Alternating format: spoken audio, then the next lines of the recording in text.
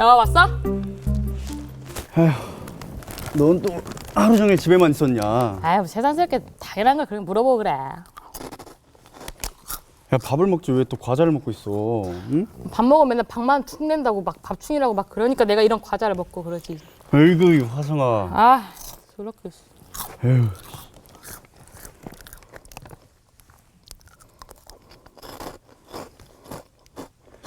야, 응? 너 재준이라고 기억하냐 혹시? 재준이? 재준이? 전 남자친구 아닌 것 같은데. 아니 왜 그 내 친구 중에 아, 그 카페 한다는 오빠 친구? 야, 걔네 가게에 지금 사람을 구하고 있대. 근데 너 거기서 일 한번 해볼래? 카페? 별거 없어. 그냥 음료 만들고 그냥 주문 받고 사람들 나가면 청소하고. 아, 싫어 안 해. 그 사람 상대하는 거 그 스트레스 받아서 그런 거 못해 나는 못해. 야, 그런 진상들이나 뭐 이런 사람들 오고 뭐 경험이야 경험. 사회 경험 늘리는 거라고. 너한테 더 좋아. 안 해, 안 해. 안 해. 가서 일 한번 해봐. 내가 말 잘해놓게. 너 내 동생이라 그러면 돈도 더 주고 할 거야. 아니 카페에서 버는 데는 다 거기서 거기지 뭐. 아니 내가 말한다니까. 진짜 많이 챙겨줄 거야 다른 애들보다. 오빠, 이 큰일 할 사람들은 그런 소소한 데다 에너지 낭비하고 막 그러는 거 아니야. 아니. 이러고 있는 것보다 경제활동 하는 게 더 낫지 않겠니? 이 오빠 진짜 세상 물정 너무 모른다. 아휴, 우리 오빠 진짜 그냥 이 동생만 믿어. 내가 아주 그냥 이 주식 떡상한 데다가 몰빵. 야! 너 내가 준 돈으로 주식하고 있어? 아니 왜 동생한테 소리를 지르고 그래? 하지 말랬지 너. 야, 내가 그 돈 어떻게 버는지 알고나 너 그렇게 하는 거야 지금? 아 어떻게 보는데 그래? 야, 맨날 이렇게 출근하고 나보다 나이 어린 애들보다 이리 치고 저리 치고 내가 진짜 얼마나 힘든데. 바보 아니야? 그 어린애들한테 왜 이리 치고 저리 쳐? 어린 것들 까보면 확 그냥 이렇게 딱 들이받아 버려야지. 학씨 그냥. 야, 됐고 너 이번 달부터 취업 준비해. 이번 달에 취업 못하면 너 이 집에서 쫓겨날 줄 알아. 기시네. 아 뭐 이 집이 다 오빠 거야? 엄마가 돌아가시기 전에 우리한테 주고 간 건데. 네가 전기세 한번 내봤어? 관리비 한번 내봤냐고. 아 그까지 관리비 내가 내면 될 거 아니야. 아 그것 좀 했다고 진짜 더럽게 생생되네. 생색? 아유 그냥. 야, 너 한 달에 쓰는 돈만 100만 원이야. 알아? 친구들 만나가지고 밥 먹고 카페 가고 이게 100만 원이라고. 아니 그거 카드 나 쓰라고 준 거 아니야? 내가 어떻게 쓰든 그 내 마음이지 왜 그 쓰는 것까지 뭐라 그래. 쓰라며. 됐고 너 이번 달부터 취업 준비해. 나한테 진짜 이래라 저래라 하지 마세요 선생님. 나 네 보호자야. 선생님 아니고. 그런 말할 권리 있어. 아니 나 당장 준비해. 카드 줄 거야. 나 카드 안 쓸 거야. 나 드럽고 치사해서 그냥 안 써. 안 쓸게. 됐냐? 진짜 나 너한테 이런 말할 권리 있거든? 아니 오빠 나한테 그런 말 할 권리 없어. 내가 너한테 이렇게 잔소리하는 게 그렇게 스트레스 받아? 스트레스 너무 받아. 너무 받아가지고 나 지금 진짜 울고 싶어. 오빠 오늘 진짜 왜 이래? 지금 작정한 거야? 나 오늘 잡으려고 그래? 나 진짜 서러워서 엄마 보고 싶다 진짜. 오빠 얘기 싫으니까 나가. 나 오빠 얘기 안 할 거야. 나가. 나가. 씨. 나 진짜 속상해. 안 먹어.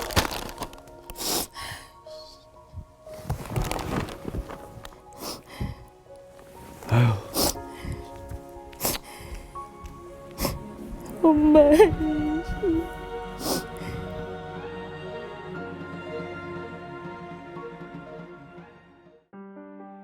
오늘 스키 드라마에 나오는 이런 여동생에 대해서 여러분은 어떻게 생각하십니까?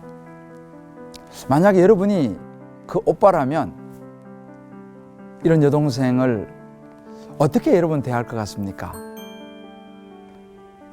자기만 생각하고 대책이 전혀 없어 보이는 그야말로 철없는 동생을 보면서 막 화가 나지 않겠습니까? 때로는 정말 내가 야 이건 옳고 이건 틀렸어 라고 따져가면서 바로 잡아주고 싶은 그런 생각은 안 드십니까? 어떠세요? 여러분 주변에는 이런 사람 없습니까? 그런 혹은 남편, 때로는 그런 자녀, 직장, 동료 그런 분들이 만약에 여러분 주변에 있으면 어떤 시각으로 보시겠습니까? 어떻게 이런 관계들을 어찌 보면 쉽지 않은 이런 관계들 풀어 나가시겠습니까? 미국의 그 명문 휘튼 대학을 수석으로 졸업한 제임스 엘리엇이라고 하는 젊은이가 있었습니다. 장래가 촉망되는 이 젊은이 어느 날 하나님의 부르심을 받고 그의 나이 29살에 선교사로 헌신하게 됩니다. 그리고 준비해서 4명의 친구와 함께 에콰도르 원주민들을 향해서 선교하러 떠났습니다. 그들이 에콰도르에 도착하자마자 너무너무 가슴 아프게도 그만 원주민들에게 살해를 당하고 맙니다. 그들의 노력, 젊음, 청춘, 열정 아무것도 남기지 못하고 그저 사라지는 것처럼 보였습니다. 2년이 지났습니다. 바로 그 에콰도르 원주민들, 그들을 선교하기 위해서 또 다른 사람들이 그 현지를 찾았습니다. 그런데 이번에는 달리 여자와 아이들도 함께 있었습니다. 그들은 최선을 다했고 차츰차츰 에콰도르 원주민들에게 복음이 전해지기 시작했습니다. 그들이 누구냐 하면 바로 2년 전 살해를 당했던 5 젊은이의 가족들이었습니다. 이 짐 엘리엇의 이야기를 읽어보면요, 그가 이제 선교를 위해서 집을 떠나기 전 그 어린 아들이 아버지 짐 엘리엇에게 묻습니다. 아빠, 만약 그 사람들이 아빠를 해치려고 하면 아빠는 총을 사용하실 건가요? 아들의 갑작스런 질문에 엘리엇은 고민하다가 이렇게 대답했습니다. 아들아, 그럴 수는 없어. 왜냐하면 그들은 천국에 갈 준비가 안 됐기 때문이야. 아빠는 천국에 갈 준비가 되어 있어. 이 짐 엘리엇은 실제로 총이 있었지만 그들이 죽음을 앞두고도 그 총을 사용하지 않았다고 합니다. 짐 엘리엇은 말합니다. 영원한 것을 얻기 위해서 영원하지 않은 것을 버리는 사람은 결코 바보가 아니다 라고 하는 유명한 말을 남겼고, 많은 기독교인들에게 그의 한마디는 믿음의 이정표가 되었습니다. 그가 말한 영원한 것, 바로 이것이 하나님 나라를 향한 초점입니다. 세상의 부와 명예, 사회적인 성공은 너무 좋아 보이지만 그런 것들은 영원하지 않습니다. 조금 전 나온 앞에 이 스키 드라마에 나오는 이 오빠와 동생 관계를 풀어내는 중요한 열쇠가 여기 있습니다. 우리의 삶의 모든 상황을 그저 옳고 그름으로 판단하고 보는 것이 아니라 바로 하나님의 시각으로 보는 것입니다. 한 영혼을 어떻게 하면 살릴 수 있을까? 라고 생각하는 이 구원의 관점, 구원의 시각으로, 하나님의 시각으로 보는 것입니다. 성경에 등장하는 다윗이 있습니다. 당시 이 다윗은 골리앗을 죽이고 인기가 절정에 올랐습니다. 사람들이 외칩니다. 사울이 죽인 사람은 천천히요, 다윗이 죽인 사람은 만만이다 라고 많은 백성들이, 많은 사람들이 다윗을 칭찬하기 시작했습니다. 그때 그것을 지켜보던 왕 사울의 마음에 질투가 불일 듯이 일어났고, 그때부터 다윗을 죽이려고 합니다. 그런 상황에 다윗이 도피 생활을 하던 어느 날이었습니다. 엔게디라고 하는 광야에 다윗이 숨어 있다는 제보가 사울 왕에게 전해지고 그 소식을 듣고 사울 왕이 직접 3,000명의 군사를 이끌고 그곳에 도착합니다. 이 사울 왕은 엥게디 지역을 샅샅이 뒤지고 있었습니다. 그러다가 한 곳에 이르러서 잠시 볼일을 보러 작은 동굴에 들어갔습니다. 아니나 다를까 그곳은 다름 아닌 다윗이 숨어 있는 동굴이었습니다. 다윗은 자신의 일행과 동굴 깊숙이에서 사울 왕이 가까이 다가오는 것을 숨죽여 보았습니다. 바로 그때 옆에 있는 다윗의 부하가 다윗에게 말합니다. 보십시오. 하나님께서 당신에게 이르시기를 내가 원수를 내 손에 넘기리니 내 생각에 좋은 대로 그에게 행하라 하시더니 이것이 바로 그 말입니다. 드디어 기회가 왔습니다. 라고 옆에서 부추겼습니다. 다윗은 잠시 번민했을 것입니다.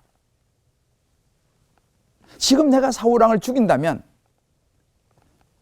불안한 광야의 이 도피 생활 이젠 끝낼 수 있겠구나. 그러면 나는 왕이 될 수 있을 것이고 이스라엘 위해서 하나님께 쓰임 받게 될 것이다. 하필 사울 왕이 내가 숨은 동굴로 들어온 이유가 무엇이겠는가? 이런 마음의 속삭임이 주변 부하들의 말, 이것이 하나님의 뜻이 아니면 무엇이겠습니까? 라고 하는 부하의 말은 어찌 보면 일리가 있었습니다. 그러나 다윗은 생각이 달랐습니다. 내가 손을 들어 여호와의 기름 부음을 받은 내 주를 치는 것은 여호와께서 금하는 것이니 그는 여호와의 기름 부음을 받은 자가 됨이니라 라고 사무엘상 24장 6절에 그는 고백합니다. 그러면서 부하들에게 명령합니다. 사울 왕을 해하지 말라 라고 당부하죠. 만약 다윗이 그때 사울 왕을 죽이고 왕이 되었다면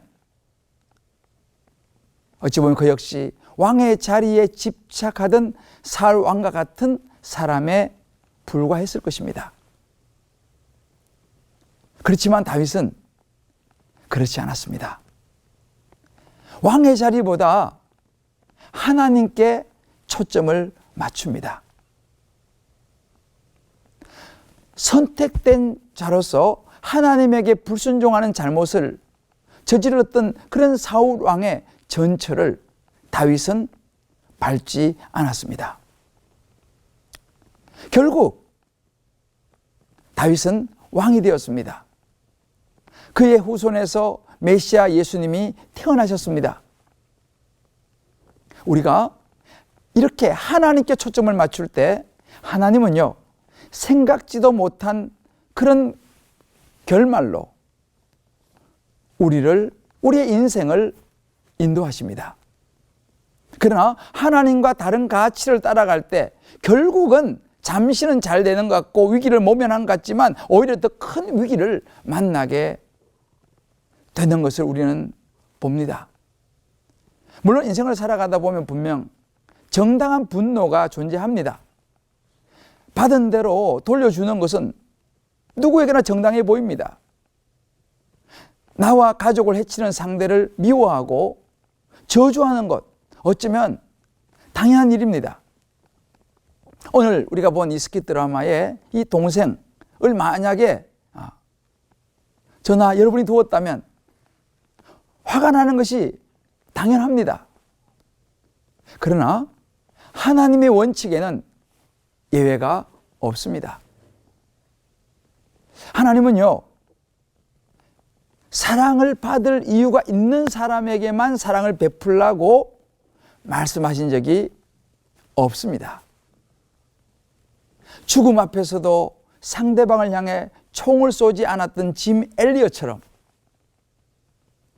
남편을 죽인 사람들을 사랑했던 엘리엇의 가족처럼 사울 왕에게 칼을 대지 않았던 다윗처럼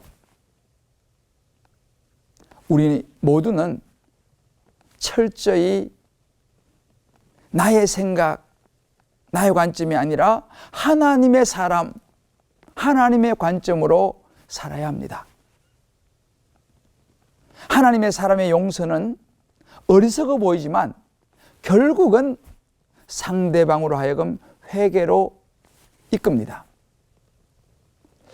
안타깝지만 크리스천 가운데 믿지 않는 가족 혹은 지인들과 갈등을 빚는 경우가 들어 있습니다. 예로 크리스천인데도 회식 자리에서 술을 마시는 동료 때문에 기분이 상했다는 이야기를 들었습니다. 술과 도박에 빠진 데다 교회까지 비난하는 아버지를 용서하지 못한다. 난 용서할 수 없다라고 말하는 형제. 신앙이 없는 남편을 너무너무 미워하는, 견딜 수 없어하는 아내 집사. 교회와 집에서의 모습이 전혀 다른 시어머니 때문에 시험에 든 자매.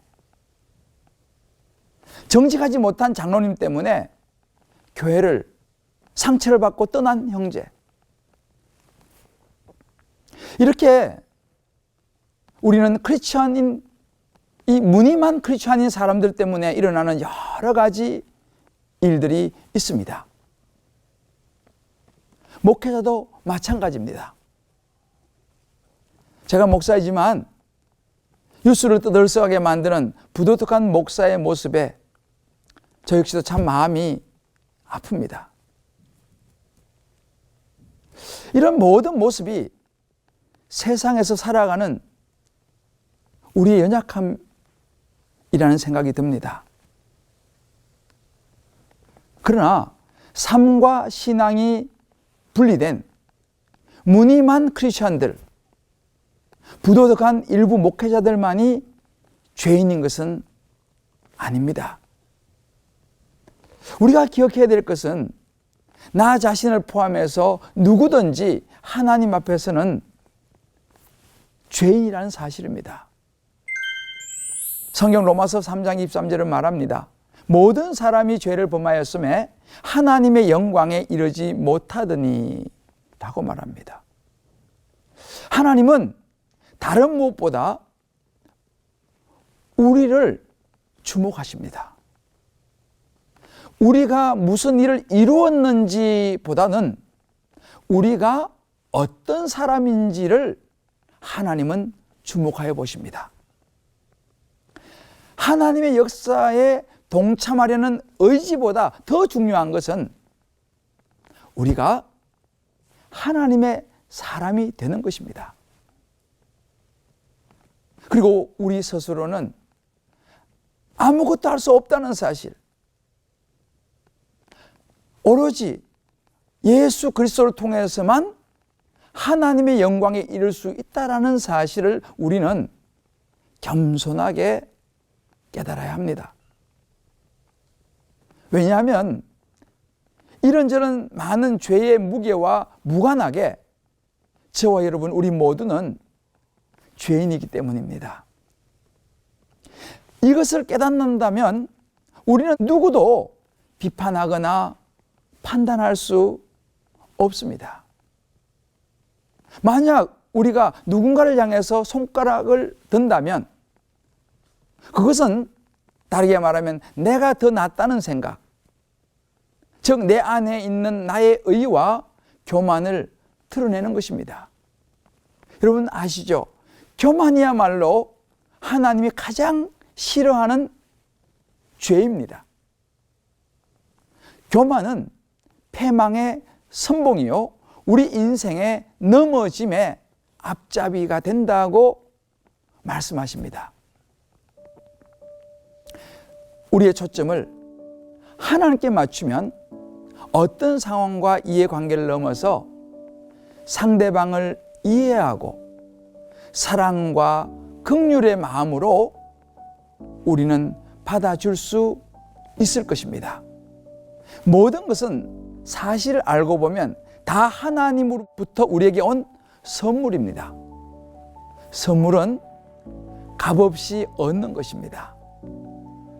구원이라고 하는 엄청난 선물을 아무런 대가 없이 받은 저와 여러분, 우리가 해야 할 것은 하나님께 겸손하게 순종하는 일 외에는 없습니다.